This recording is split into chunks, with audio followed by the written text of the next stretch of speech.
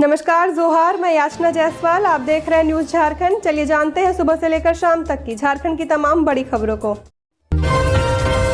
विमान हादसा, 265 शव अस्पताल लाए गए, इनमें 241 विमान सवार। डीएनए सैंपलिंग शुरू। पीएम मोदी ने घटना स्थल का दौरा किया, घायलों से भी मिले।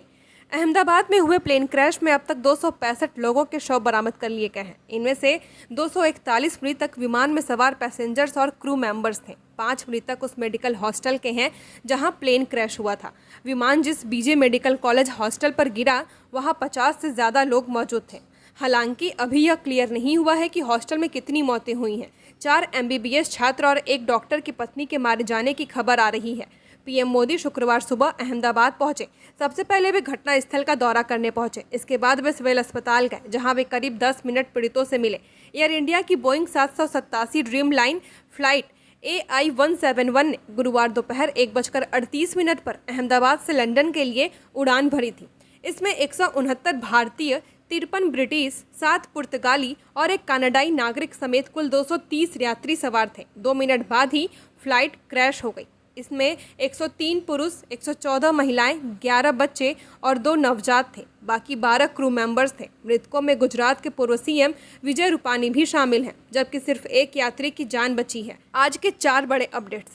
प्लेन क्रैश में मारे गए लोगों की पहचान के लिए डीएनए टेस्ट लिए जा रहे हैं। प्लेन क्रैश साइट पर NSG की टीम जांच के लिए पहुंच गई है। अहमदाबाद पुलिस स्नीफर डॉग लेकर क्रैश साइट पर पहुंची है, ताकि मलबे में दबे किसी और जीवित व्यक्ति की तलाश की जा सके। एयर इंडिया ने अहमदाबाद, मुंबई, दिल्ली और गैटविक एयरपोर्ट पर मृतकों के परिजन की मदद के लिए हेल्प सेंटर खोला है। भारत के लिए 1800569144 और भारत के बाहर से 8062779200 पर संपर्क कर सकते हैं। प्लेन क्रैश, बचे इकलौते यात्री ने बताया कैसे जिंदा बचा। कहा दरवाजा टूटा और सीट समेत नीचे गिर गया। पीएम मोदी अस्पताल में मिले। अहमदाबाद प्लेन हादसे में जिंदा बचे इकलौते यात्री रमेश विश्वास कुमार ने बताया कि मुझे विश्वास नहीं होता कि मैं कैसे जिंदा बाहर निकला। शायद दरवाजा टूटा और सीट समेत नीचे गिर गया। मुझे कुछ याद नहीं था। रमेश कुमार अहमदाबाद के सिविल अस्पताल में भर्ती है। पीएम मोदी ने शुक्रवार को उनसे मुलाकात की और हालचाल जाना। दोनों के बीच करीब 10 मिनट बातचीत हुई। इसके बाद रमेश ने DD न्यूज से बातचीत में कहा, पीएम ने उनका हालचाल जाना और पूछा कि हादसा कैसे हुआ। रमेश प्लेन की 11A सीट पर बैठे थे। हादसे के बाद वे घटना स्थल से खुद पैदल चलकर बाहर निकले। 15 जून तक 2 माह का राशन वितरण मुश्किल। 90% डीलरों को मिला सिर्फ 1 माह का अनाज। झारखंड के 60 लाख गरीब परिवारों के बीच 15 जून तक 2 माह के राशन का वितरण किया जाना है, लेकिन रांची के 90% PDS डीलरों के पास केवल 1 महीने का राशन भेजा गया है। ऐसे में उन 60 लाख गरीब परिवारों को 2 महीने का राशन मिल पाना मुश्किल है। मई महीने में ही खाद्य आपूर्ति विभाग ने राज्य के सभी 25,000 PDS डीलरों के पास 31 मई तक जून व जुलाई महीने के राशन भेजने का निर्देश दिया था, ताकि 15 जून तक अनाज बांटा जा सके। लेकिन 90% PDS डीलरों तक केवल 1 माह का राशन ही मिला है। मालूम हो कि 15 जून के बाद ई-पॉस मशीन लॉक हो जाएगी। इसके बाद 16 जून से अगस्त महीने के राशन वितरण का काम शुरू होना है। रांची जिले fair price shop dealers association के अध्यक्ष ज्ञानदेव झा ने कहा कि कड़रू में पर्याप्त मात्रा में अनाज रहने के बावजूद PDS डीलरों के पास राशन नहीं भेजा गया। इसकी वजह से अनाज का वितरण निर्धारित अवधि में संभव नहीं हो पाएगा। खाद्य आपूर्ति विभाग ने 30 जून तक गरीबों के बीच 3 महीने जून, जुलाई व अगस्त महीने के राशन वितरण का निर्देश दिया है, लेकिन अब तक इस अवधि का अनाज ही नहीं मिला। मनरेगा कर्मियों का बकाया मानदेय 1 सप्ताह में। सूबे में 5,000 से ज्यादा मनरेगा कर्मियों का बकाया मानदेय भुगतान का भी रास्ता साफ हो चुका है। मनरेगा आयुक्त ने बताया कि राज्य के सभी प्रखंडों के मनरेगा कर्मियों के बकाया मानदेय का भुगतान अगले 6 से 7 दिनों में कर दिया जाएगा। केंद्र से राशि प्राप्त हो चुकी है। मार्च महीने से ही मनरेगा कर्मियों का मानदेय बकाया है। कुछ मनरेगा कर्मियों को पिछले दिसंबर से ही मानदेय बकाया है। ऐसे में अब केंद्र से प्रशासनिक मद की राशि भी मिलने से इनके मजदूरी भुगतान व कार्यालय खर्च की राशि जल्द जिलों को आवंटित की जाएगी। EPF के लिए खुल रहा खाता, स्वास्थ्य बीमा भी जल्द। सभी मनरेगा कर्मियों का EPF पेमेंट के लिए खाता युद्ध स्तर पर खुलवाया जा रहा है। उनके स्वास्थ्य बीमा और टर्म इंश्योरेंस के लिए प्रस्ताव वित्त विभाग को भेज दिया गया है। बता दें कि लंबे समय से मनरेगा कर्मचारी इसकी मांग कर रहे हैं। मानदेय वृद्धि की भी मांग की जा रही है। रांची में अब तक 37 कोविड पॉजिटिव मिले। पिछले 24 घंटे में 21 सैंपल की जांच में 6 कोरोना संक्रमित। एक्टिव मामले 21। रांची में कोरोना संक्रमण के मामले बढ़ रहे हैं। गुरुवार को स्वास्थ्य विभाग द्वारा जारी रिपोर्ट के अनुसार 24 घंटे में कुल 20 सैंपलों की जांच की गई, जिसमें 6 पॉजिटिव पाए गए। इसी के साथ कुल कोविड संक्रमितों की संख्या 21 हो गई है। एक दिन पहले बुधवार को 27 सैंपलों की जांच की गई थी, जिसमें 7 पॉजिटिव मिले थे। मंगलवार को 20 सैंपलों की जांच हुई थी, जिसमें 4 की रिपोर्ट पॉजिटिव आई थी। सिविल सर्जन द्वारा दी गई जानकारी के अनुसार कोविड टेस्ट की जा चुकी है, जिसमें से 37 लोग कोरोना संक्रमित पाए गए हैं। स्वास्थ्य विभाग की टीम लगातार निगरानी और कॉन्टैक्ट ट्रेसिंग में जुटी हुई है। वहीं कोरोना संक्रमण के बढ़ते मामलों को देखते हुए कुछ दिनों पहले ही जिला प्रशासन ने एडवाइजरी जारी की है कि नाक बहने, गले में खराश, सिर दर्द या बुखार जैसे लक्षण दिखने पर मास्क पहनने का निर्देश दिया गया है, ताकि संक्रमण का विस्तार न हो। झारखंड के पूर्वी हिस्सों में आज बारिश की उम्मीद। 18 जून तक येलो अलर्ट। कई जिलों में तेज हवा के साथ वज्रपात की भी आशंका। तेज गर्मी से जूझ रहे झारखंड वासियों के लिए राहत भरी खबर है। आज शुक्रवार को शाम तक राज्य के पूर्वी भाग, उत्तरी हिस्सों को छोड़कर में कहीं कहीं पर गर्जन के साथ हल्के से मध्यम दर्जे की बारिश हो सकती है। मौसम विभाग के अनुसार आज पूर्वी हिस्सों में तेज हवा चलने की संभावना है। हवा की रफ्तार 30 से 40 किलोमीटर प्रति घंटे की रह सकती है। इस दौरान वज्रपात की भी आशंका है। इधर मौसम विभाग ने 18 जून तक येलो अलर्ट जारी किया है। राज्य में अगले 2 दिनों के दौरान अधिकतम तापमान में कोई बड़े बदलाव की संभावना नहीं है। इसके बाद अगले 3 दिनों में इसमें 2 से 3 डिग्री सेल्सियस की गिरावट हो सकती है। शनिवार को कुछ स्थानों पर गर्जन के साथ हल्के से मध्यम दर्जे की बारिश होने की संभावना है। वहीं 15, 16, 17 और 18 जून को राज्य में कहीं कहीं पर गर्जन और तेज हवा के साथ वज्रपात की भी संभावना है। रामगढ़ रेलवे साइडिंग में फायरिंग, दहशत में लोग। बाइक सवार 2 अपराधियों ने की वारदात। भुरकुंडा रेलवे साइडिंग में चलाई गोलियां।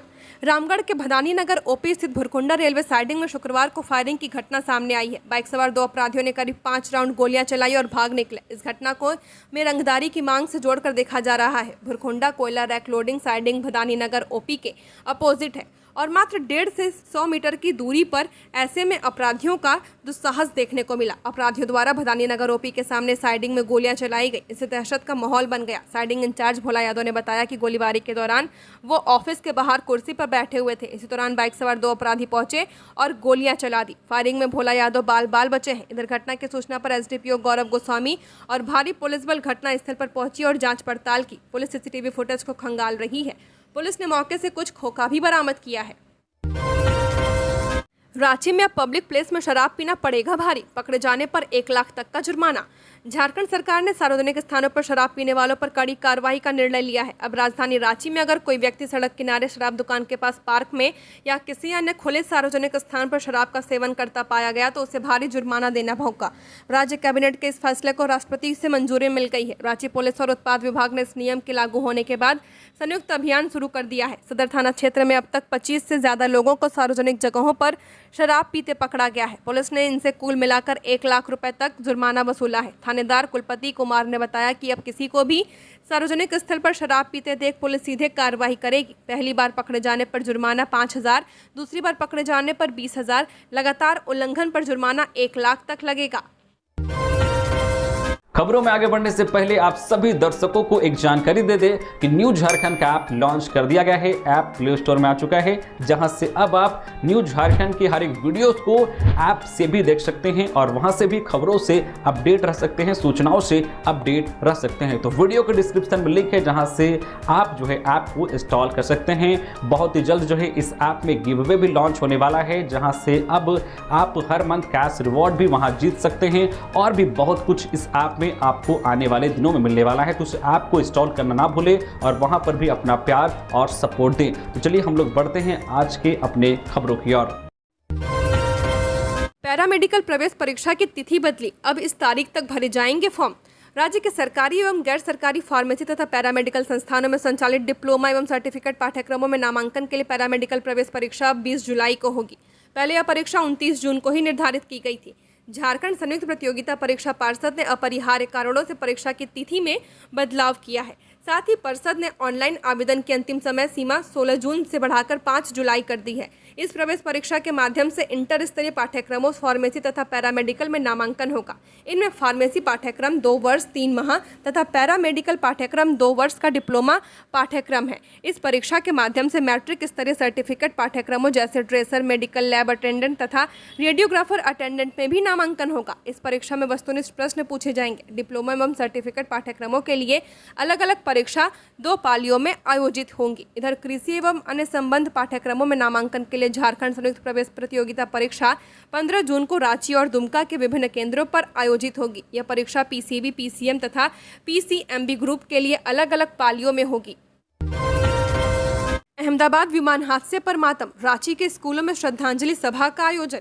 अहमदाबाद से लंदन जा रही एक अंतर्राष्ट्रीय फ्लाइट एयर इंडिया की गुरुवार को उड़ान भरने के कुछ ही मिनटों बाद हादसे का शिकार हो गई। इस विमान में कुल 242 लोग सवार थे, जिनमें से एक यात्री को छोड़कर सभी की मौत हो गई है। मृतकों में विमान का पूरा क्रू भी शामिल है। यह भारत के इतिहास का अब तक का सबसे भयावह विमान हादसा माना जा रहा है। हादसे से पूरा देश शोक में डूब गया है। देश के अलग अलग राज्यों में श्रद्धांजलि सभाएं और मौन धारण कार्यक्रम आयोजित किए जा रहे हैं। हर कोई इस भीषण त्रासदी से मर्माहत है। इसी क्रम में झारखंड की राजधानी रांची के विभिन्न स्कूलों में भी श्रद्धांजलि सभाएं आयोजित की गई।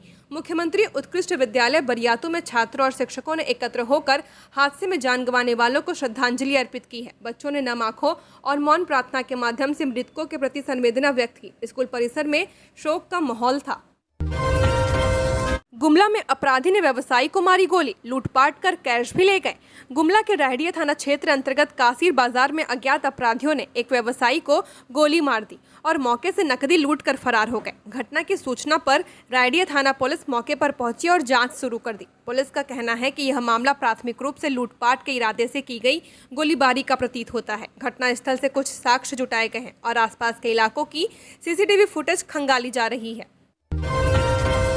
पलमुआ भाषा को अधिसूचित करने की उठी मांग, बोले युवा, बोली ही हमारी पहचान।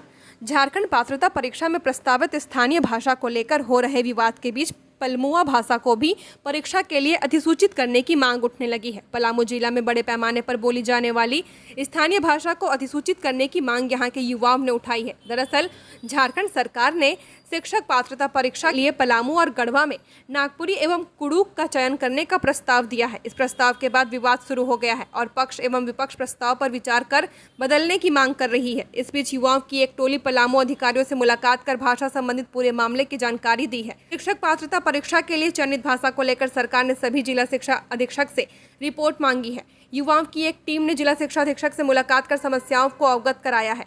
युवाओं की टीम ने पलामू एवं गढ़वा के इलाके में भोजपुरी, मगही और हिंदी को शामिल करने की मांग की है। इसके साथ ही साथ पलमुआ भाषा को अधिसूचित करने की भी मांग की गई है। अबुआ आवास योजना 3000 करोड़ की निकासी कर लाभुकों के बीच बटेगी।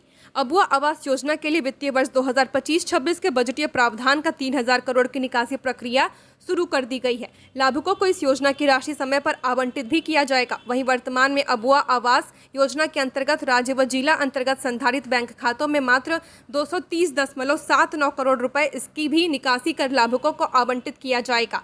ग्रामीण विकास विभाग ने वित्तीय वर्ष 2024-25 के सभी स्वीकृत आवासों को 6 महीने के भीतर पूरा कराने का निर्देश दिया है। बता दें कि अबुआ आवास योजना में विगत 2 वित्तीय वर्षों में 6,50,000 आवास योजना निर्माण की मंजूरी दी गई है। पहले वित्त वर्ष में 2 लाख व 2024-25 के लिए 4.5 लाख लाभुकों के लिए आवास योजना स्वीकृत की गई है। इनमें कई लाभुकों को अब तक सेकेंड व थर्ड किस्त की राशि नहीं प्राप्त हुई है। समय पर आवास नहीं बनाने की वजह से किस्त का आवंटन फंसा हुआ है। झारखंड शिक्षा विभाग का बड़ा फैसला, कॉलेजों के 5 किलोमीटर के दायरे वाले स्कूलों में शिफ्ट होंगे 12वीं के छात्र। झारखंड शिक्षा विभाग ने बड़ा फैसला लिया है। प्रदेश के अंगीभूत कॉलेजों के 12वीं के छात्र छात्राएं भी +2 स्कूल और इंटर कॉलेजों में शिफ्ट होंगे। इनका नामांकन अंगीभूत कॉलेजों के 5 किलोमीटर के दायरे वाले +2 स्कूलों और इंटर कॉलेजों में कराया जाएगा। वहीं इस साल मैट्रिक पास छात्र छात्राओं का भी 11वीं में नामांकन +2 स्कूल और इंटर कॉलेजों में ही होगा। स्कूली शिक्षा व साक्षरता विभाग के सचिव उमाशंकर सिंह ने गुरुवार को सभी उपायुक्त, क्षेत्रीय शिक्षा संयुक्त निर्देशक व DEO को निर्देश दे दिया है। शिक्षा सचिव ने स्पष्ट किया कि हाईकोर्ट ने अंगीभूत महाविद्यालयों में इंटरमीडिएट शिक्षा व्यवस्था को समाप्त करने का आदेश दिया था। इस फैसले पर सुप्रीम कोर्ट ने भी हस्तक्षेप नहीं किया है। राज्यपाल सचिवालय ने भी संबंधित विश्वविद्यालयों को निर्देश दिया कि अंगीभूत कॉलेजों में इंटरमीडिएट की कक्षाओं में लिया जा रहा नामांकन नई शिक्षा नीति के प्रतिकूल है। इस पर आवश्यक कार्यवाही का निर्देश दिया गया है। सभी निर्देशों पर विचार करने के बाद राज्य के विभिन्न जिलों के अंगीभूत महाविद्यालयों में सत्र 2024-26 में 12वीं कक्षा में पढ़ रहे छात्र छात्राओं का नामांकन उनकी सुविधानुसार निकटतम 5 किलोमीटर की परिधि में स्थित कॉलेज में किया जाएगा। ट्रैक्टर चलता छोड़ भागा ड्राइवर, सीओ की गाड़ी से टक्कर, होमगार्ड जवान ने रोका ट्रैक्टर, बाल बाल बचे कोडरमा सदर अंचलाधिकारी। कोडरमा सदर के अंचलाधिकारी सीओ हलदर सेठी शुक्रवार को सड़क हादसे में बाल बचे हैं। बालू लदे ट्रैक्टर ड्राइवर ने सामने से आती सीओ की गाड़ी देखी तो चलते ट्रैक्टर से कूदकर भाग निकला। इसी बीच ट्रैक्टर सीओ की गाड़ी से जा टकराया। हालांकि होमगार्ड जवान रवि कुमार ने सूझबूझ दिखाते हुए ट्रैक्टर को रोका और इंजन बंद किया। इस घटना में सीओ की गाड़ी का अगला हिस्सा क्षतिग्रस्त हो गया है। दरअसल झारखंड में मानसून के दौरान नदी घाटों का पर्यावरण संरक्षण के लिए 10 जून से 15 अक्टूबर तक बालू खनन पर रोक लगाई गई है। हालांकि इस दौरान बालू माफिया और सिंडिकेट अवैध खनन में सक्रिय हैं। शुक्रवार को कोडरमा सदर के अंचलाधिकारी हलदर सेठी अपनी टीम के साथ तिलैया थाना क्षेत्र के विश्राम बाग में छापेमारी के लिए निकले थे। इसी दौरान एक बालू लदे ट्रैक्टर ने उनके सरकारी वाहन को टक्कर मार दी। ट्रैक्टर चालक वाहन को चलाता छोड़कर मौके से भाग निकला। गुमला में ट्रेलर ने बाइक सवार को कुचला, मौत। ग्रामीणों ने 2.5 घंटे तक किया सड़क जाम। जूरा गांव जाते वक्त हुआ हादसा। गुमला में NH 23 पर भरनो थाना क्षेत्र के जूरा गांव के पास एक ट्रेलर ने बाइक सवार को कुचल दिया। हादसे में सिसई थाना क्षेत्र के करकरी रंगरा टोली गांव निवासी कासिम अंसारी की मौत हो गई है। घटना उस समय हुई जब कासिम अंसारी मुर्गी बकरी खरीदने जूरा गांव जा रहे थे। सूचना मिलते ही थाना प्रभारी कंचन प्रजापति पुलिस बल के साथ मौके पर पहुंची। मृतक के परिजनों और स्थानीय ग्रामीणों ने राष्ट्रीय राजमार्ग जाम कर दिया। इससे दोनों तरफ वाहनों की लंबी कतार लग गई। Bharno CO Avinash Kujur, police inspector Surendra Kumar और सिसई थाना प्रभारी संतोष कुमार सिंह ने मौके पर पहुंचकर स्थिति को संभाला। सीओ ने मृतक के परिजनों को अंतिम संस्कार के लिए 20,000 रुपए की तत्काल सहायता दी है। रांची में एक घर में काम करने वाली नौकरानी बॉयफ्रेंड संग फरार, कीमती सामान भी ले गई। मालिक ने की सावधानी बरतने की अपील। रांची के सुखदेव नगर थाना क्षेत्र स्थित रातू रोड के इंद्रपुरी मोहल्ले में कपड़ा व्यवसायी के घर घरेलू कार्यों में मदद करने वाली 18 वर्षीय युवती के अचानक फरार हो जाने का मामला सामने आया है। जानकारी के अनुसार यह घटना लगभग 1 सप्ताह पहले रात 2 बजे की है, जब युवती घर से कपड़े और अन्य घरेलू उपयोग की सामग्री लेकर फरार हो गई। बताया जा रहा है कि युवती की पहचान गुमला जिले के घाघरा निवासी रेखा कुमारी के रूप में हुई है। घटना के समय वो अपने कथित बॉयफ्रेंड के साथ थी। पूरे घटनाक्रम की पुष्टि घर के बाहर लगे सीसीटीवी फुटेज से हुई है, जिसमें दोनों को सामान के साथ निकलते देखा गया। मकान मालिक ने जब इस घटना की सूचना युवती के घर वालों को दी तो उन्होंने दावा किया कि रेखा उनके पास लौट आई है, लेकिन वह कोई भी सामान अपने साथ नहीं लाई है। इस प्रतिक्रिया के बाद संदेह गहरा गया कि युवती के परिजन भी इस मामले में अप्रत्यक्ष रूप से शामिल हो सकते हैं। स्थानीय लोगों और समाज के लिए यह एक चेतावनी दी गई कि ऐसे मामलों में सजग और सतर्क रहने की आवश्यकता है। गृहस्थों से अपील की गई कि किसी को भी काम पर रखने से पहले पहचान पत्र, स्थायी पता और पुलिस वेरिफिकेशन की प्रक्रिया को जरूर पूरा करें, ताकि इस तरह की घटनाओं से बचा जा सके। दहेज उत्पीड़न की शिकायत करने गई महिला से एसआई ने मांगा 1 लाख रिश्वत, एसएसपी ने किया निलंबित। जमशेदपुर के कदमा थाना में दहेज उत्पीड़न की शिकायत दर्ज कराने पहुंची महिला से 1 लाख रुपए रिश्वत मांगने के मामले में एसएसपी ने के निर्देश पर गठित जांच टीम की रिपोर्ट के आधार पर कड़ा एक्शन लिया गया है। दरअसल पूरे मामले में जमशेदपुर के एसएसपी पीयूष पांडे ने सिटी एसपी कुमार शिवाशीष की जांच रिपोर्ट के आधार पर सब इंस्पेक्टर सुनील कुमार दास को तत्काल प्रभाव से निलंबित कर दिया है। पूरा मामला तब सामने आया जब पीड़िता ने भाजपा के पूर्व जिला प्रवक्ता अंकित आनंद को बताया कि कदमा थाना के एसआई सुनील दास ने 3 व 4 जून को एफआईआर दर्ज करने के एवज में 1 लाख रुपए की मांग की थी। इसके बाद अंकित आनंद ने पीड़िता एवं उसके भाई के साथ 5 जून को एसएसपी को लिखित शिकायत सौंपी और ट्वीट के माध्यम से मुख्यमंत्री, डीजीपी, कोलाहन डीआईजी व राज्य पुलिस शिकायत प्राधिकार को सूचित किया था। एसएसपी के निर्देश पर सिटी एसपी ने जांच शुरू की और एफआईआर दर्ज कराने में मदद की। जांच में व्हाट्सएप कॉल, चैट, संदेश व शिकायतकर्ताओं के बयान दर्ज किए गए। असिस्टेंट प्रोफेसर नियुक्ति मामले में हाईकोर्ट ने जेपीएससी पर लगाया 1 लाख का जुर्माना, अपील खारिज।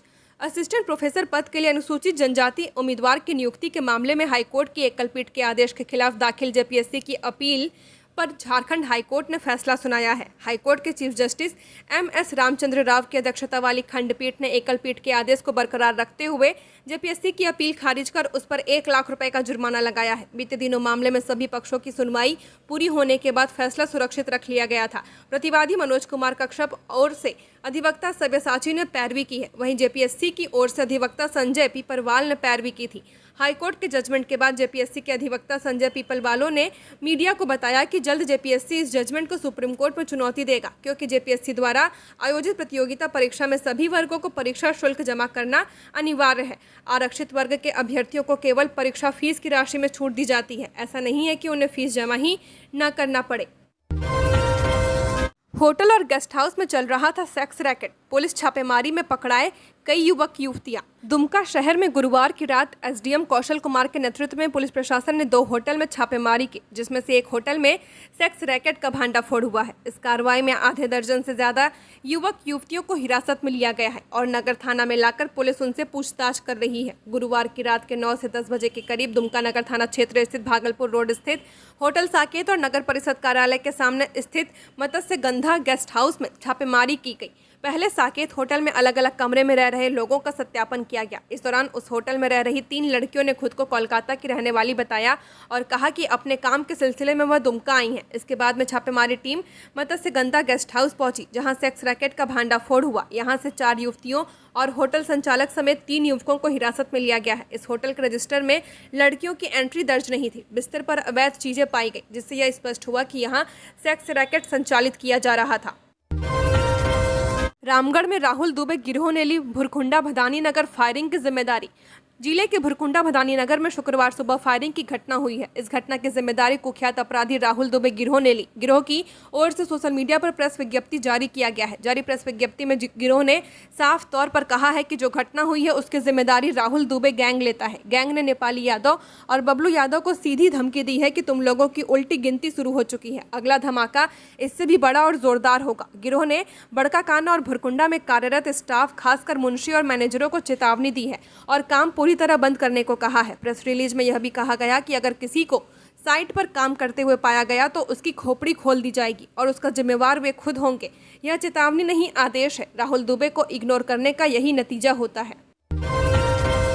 झारखंड में 64 इंस्पेक्टर का डीएसपी में होगा प्रमोशन, बोर्ड की बैठक जल्द। झारखंड पुलिस में जल्द 64 इंस्पेक्टर स्तर के पुलिस पदाधिकारियों को डीएसपी पद पर प्रोन्नति किया जाएगा। जानकारी के मुताबिक गृह, कारा एवं आपदा प्रबंधन विभाग ने इस संबंध में फाइल जेपीएससी को भेज दी है। प्रोन्नति प्रक्रिया को अंतिम रूप देने के लिए जल्द ही बोर्ड की बैठक आयोजित की जाएगी। गौरतलब है कि राज्य सरकार ने प्रोन्नति वाले डीएसपी के स्वीकृत पद को भी बढ़ा दिया है। पहले जहां प्रोन्नति से भरे जाने वाले डीएसपी के 167 स्वीकृत पद थे, जिन्हें बढ़ाकर 194 कर दिया गया है, यानी कुल 27 पदों की बढ़ोतरी की गई है। वर्तमान में इन 194 पदों में सिर्फ 130 पदों पर अधिकारी कार्यरत हैं, जबकि 64 पद रिक्त हैं। इन रिक्त पदों को भरने के लिए राज्य सरकार ने पुलिस मुख्यालय से पत्राचार किया था।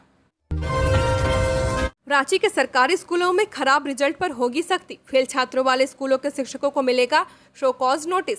मैट्रिक और इंटरमीडिएट परीक्षा में छात्रों के खराब प्रदर्शन को लेकर रांची जिला प्रशासन सख्त हो गया है। जिन स्कूलों में अधिक संख्या में छात्र फेल हुए हैं, उन स्कूलों के शिक्षकों और प्रधानाचार्यों को शो कॉज नोटिस जारी किया जाएगा। उपायुक्त मंजुनाथ भंजत्री ने गुरुवार को शिक्षा विभाग के अधिकारियों के साथ आयोजित समीक्षा बैठक में यह निर्देश दिया। बैठक में उपायुक्त ने कहा कि सरकारी स्कूलों में पढ़ाई की गुणवत्ता का आकलन किया जाएगा। जिन शिक्षकों के स्कूलों में लगातार खराब रिजल्ट आ रहे हैं, उन पर कार्रवाई की जाएगी। उपायुक्त ने यह भी निर्देश दिया कि सभी शिक्षकों की उपस्थिति ई विद्या वाहिनी पोर्टल पर दर्ज होनी चाहिए और वेतन उसी के आधार पर दिया जाएगा। यदि कोई शिक्षक बिना वैध कारण के अनुपस्थित पाया जाता है तो उसके खिलाफ सख्त कदम उठाए जाएंगे। पूर्वी सिंहभूम में मलेरिया का कहर, डुमरिया में 3 साल के बच्चे की दर्दनाक मौत। पूर्वी सिंहभूम के डुमरिया प्रखंड में मलेरिया से एक 3 साल के बच्चे की मौत हो गई है। दरअसल डुमरिया में मलेरिया जानलेवा बनते जा रहा है। डुमरिया के दर्जनों गांव मलेरिया जोन के रूप में चिन्हित हुए हैं। जांच में सैकड़ों मलेरिया से पहले आक्रांत पाए गए थे। ऐसे में डुमरिया में मलेरिया का प्रकोप लगातार बढ़ रहा है। गुरुवार की रात केंदुआ पंचायत के रांगामाटिया गाँव में माझिया हांसदा और कोयलू हांसदा अपने 3 वर्षीय पुत्र राजू हांसदा को बेहोशी की हालत में डुमरिया सीएचसी लेकर पहुंचे। सीएचसी के चिकित्सक डॉक्टर विनय भूषण तिवारी ने बच्चे की जांच कर उसे मृत घोषित कर दिया। डॉक्टर तिवारी ने बताया कि बच्चे की मौत सीएचसी लाने से पहले ही हो चुकी थी। पिता माझिया हांसदा ने बताया कि बेटे को 3-4 दिन से लगातार बुखार आ रहा था। इस पर खून की जांच कराई तो मलेरिया बताया गया। हम लोग क्षेत्रीय चिकित्सक से इलाज करा रहे थे। आज स्लाइन देने की बात हुई थी, लेकिन स्लाइन देने के लिए बच्चे की हाथ की नस नहीं मिल रही थी। उसे सीएचसी ले जाने के लिए कहा गया। बाइक से बच्चे को बेहोशी की हालत में लेकर डुमरिया सीएचसी पहुंचे, लेकिन तब तक काफ़ी देर हो गई थी। यहाँ के चिकित्सकों ने जांच कर बच्चे को मृत घोषित कर दिया। तेज रफ्तार ट्रक ने बाइक सवार को कुचला, मौत। धनबाद में बलियापुर से गोविंदपुर जाने वाली मुख्य सड़क जाम, विधायक और सीओ पहुंचे। धनबाद में बीती देर रात एक सड़क हादसे में बाइक सवार अधेड़ की मौत हो गई है। इस घटना के बाद मृतक के आक्रोशित परिजन और स्थानीय लोगों ने बलियापुर से गोविंदपुर जाने वाली मुख्य सड़क को जाम कर दिया। इससे वाहनों की लंबी कतार लग गई। घटना बलियापुर थाना क्षेत्र में काहलडीह मोड़ पर हुई है। हादसे में बाइक पर बैठा एक और शख्स गंभीर जख्मी है। मृतक की पहचान निपेनिया कुलुडीह निवासी असील महतो के रूप में की गई है, जो पेशे से सेटिंग मिस्त्री थे। वे देर रात अपने रिलेटिव से मिलकर लौट रहे थे, तभी यह दर्दनाक हादसा हुआ। इधर हादसे के बाद ट्रक को मौके पर छोड़कर ड्राइवर भाग निकला है। आक्रोशित लोगों ने ट्रक का शीशा तोड़ डाला। घटना के बाद स्थानीय ग्रामीणों में आक्रोश फैल गया। बड़ी संख्या में ग्रामीण घटनास्थल पर जुट गए और सड़क को पूरी तरह जाम कर दिया। पूर्व सीएम मधु कोड़ा पर लगा 8,000 रुपए का जुर्माना। कोर्ट से समय मांगे जाने पर चौथी बार लगा फाइन। राजीव गांधी ग्रामीण विद्युतीकरण घोटाले में आरोपी पूर्व मुख्यमंत्री मधु कोड़ा की ओर से निचली अदालत द्वारा आरोप गठित किए जाने को चुनौती देने वाली याचिका की सुनवाई झारखंड हाईकोर्ट में हुई। हाईकोर्ट ने चौथी बार फिर से मधु कोड़ा की ओर से उनके अधिवक्ता द्वारा समय मांगे जाने पर 8,000 रुपए का जुर्माना लगाया है। मामले की अगली सुनवाई 8 सप्ताह बाद होगी। सीबीआई की ओर से अधिवक्ता प्रशांत पल्लव ने पक्ष रखा। इससे पहले तीसरी बार समय मांगे जाने पर मधु कोड़ा पर 4,000 रुपए का जुर्माना लगाया गया था। इससे पहले भी 17 जनवरी 2025 को समय मांगे जाने पर मधु कोड़ा पर 2,000 रुपए का जुर्माना एवं 13 दिसंबर 2024 को 1,000 रुपए का जुर्माना कोर्ट ने लगाया था। जुर्माना की राशि झारखंड लीगल सर्विस अथॉरिटी में जमा करने का निर्देश हुआ था। बता दें कि मधु कोड़ा पर आरोप है कि उन्होंने पूर्व में मुख्यमंत्री के उच्च पद का दुरुपयोग करते हुए हैदराबाद की बिजली कंपनी IVRCL के डायरेक्टर DK श्रीवास्तव से मुंबई में 11 करोड़ 40 लाख रुपए घूस ली थी। साथ ही कंपनी को फायदा पहुंचाने के लिए उसे लातेहार, गढ़वा और पलामू सहित 6 जिलों के ग्रामीण क्षेत्रों में विद्युतीकरण करने का टेंडर दे दिया था।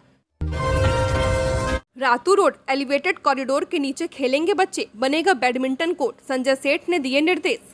रातू रोड एलिवेटेड कॉरिडोर के निरीक्षण के दौरान मंत्री संजय सेठ ने अधिकारियों से कहा कि कॉरिडोर के नीचे कई ऐसे स्थान हैं जहां बैडमिंटन कोर्ट व अन्य खेलने का स्थान बनाया जा सकता है। कॉरिडोर के नीचे पर्याप्त स्थान को देखते हुए मंत्री ने अधिकारियों को बैडमिंटन कोर्ट या अन्य खेलने का स्थान बनाने का निर्देश दिया है। रातू रोड एलिवेटेड कॉरिडोर का उद्घाटन 19 जून को किया जाएगा। मंत्री संजय सेठ ने इसके उद्घाटन के लिए केंद्रीय सड़क परिवहन एवं राजमार्ग मंत्री नितिन गडकरी को आमंत्रित किया है।